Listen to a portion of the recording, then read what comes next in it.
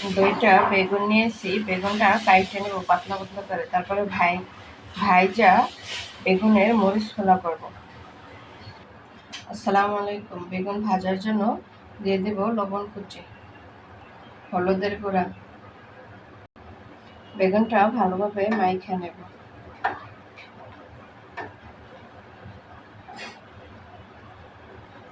বেগুন মাখা হয়ে গেছে, 10 মিনিটের মতো রেখে দেব। বেগুন ভাজার জন্য দিয়ে দেবো সরিষার তেল। তেল গরম হয়ে গেছে, দিয়ে দেবো বেগুন।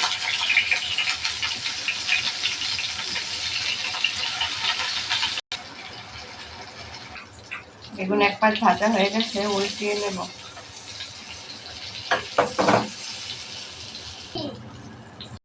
বেগুনের মরিচ খোলা রান্নার জন্য দিয়ে দেবো তেল, পেঁয়াজ কুচি। তেল অল্পই দিলাম, বেগুনে অনেক তেল আছে তাই পেঁয়াজটা ভালোভাবে ভাজে নেব। পেঁয়াজ ভাজা হয়ে গেছে,